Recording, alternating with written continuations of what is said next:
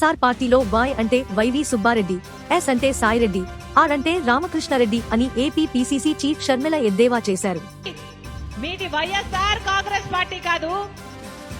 Why అంటే YV Subbareddy గారు, yes అంటే సాయిరెడ్డి గారు, ఆర్ అంటే సజ్జల రామకృష్ణ గారు. ఇలా తయారయ్యింది ఈరోజు వైఎస్ఆర్ కాంగ్రెస్ పార్టీ. దీంట్లో వైఎస్ఆర్ గారు లేరు. ఇది జగన్ రెడ్డి పార్టీ, ఇది నియంత పార్టీ, ఇది ప్రజలను పట్టించుకోని పార్టీ, ప్రజా సమస్యలను పట్టించుకోని పార్టీ, ప్రజల ప్రయోజనాలను తాకట్టు పెట్టి బీజేపీకి బానిస అయిన పార్టీ.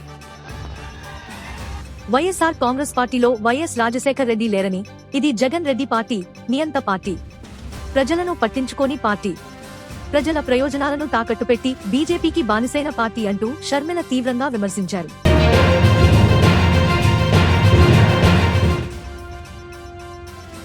అయోధ్య బాలరాముడి విగ్రహాన్ని రూపొందించేందుకు కృష్ణశిలను వెలికితీసిన శ్రీనివాస్ నటరాజ్ అనే వ్యక్తికి కన్నీరు మిగిలింది.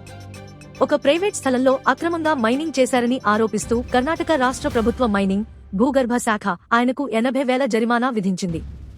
మైసూర్ సమీపంలోని గజ్జగోదనపుర అనే గ్రామానికి చెందిన రామదాస్ అనే రైతు పొలంలో శిలను వెలికితీసినట్లు శ్రీనివాస్ నటరాజ్ తెలిపారు.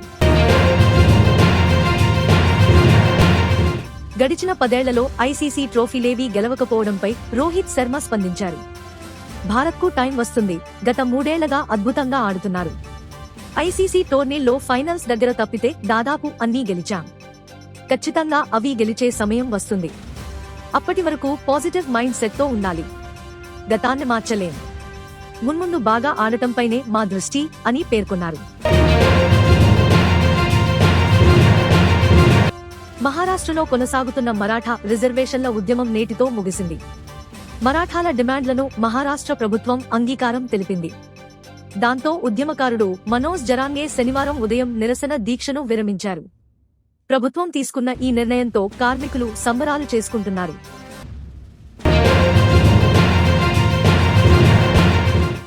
ఆస్ట్రేలియా వెస్టిండీస్ మధ్య జరుగుతున్న రెండో టెస్టులో ఓ విచిత్రమైన ఘటన చోటు చేసుకుంది. ఆస్ట్రేలియా బ్యాట్స్మెన్ అలెక్స్ కారీ స్ట్రైక్లో ఉన్నాడు.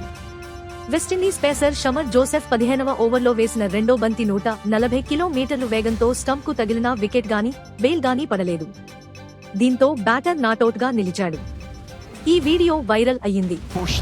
The ball further into the groove. I heard the late great Andrew Symonds describe that in a Big Bash game. The top of the stump. It spun it round. It spun. God.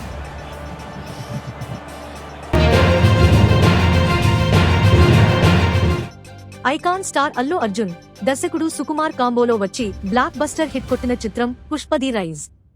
ఇక ఈ సినిమాకు sequel గా వస్తున్న Pushpa the rule చిత్రం shooting శరవేగంగా జరుగుతోంది. అయితే ఈ సినిమా వాయిదా పడుతుందనే వార్తపై తాజాగా చిత్ర యూనిట్ మరోసారి క్లారిటీ ఇచ్చింది.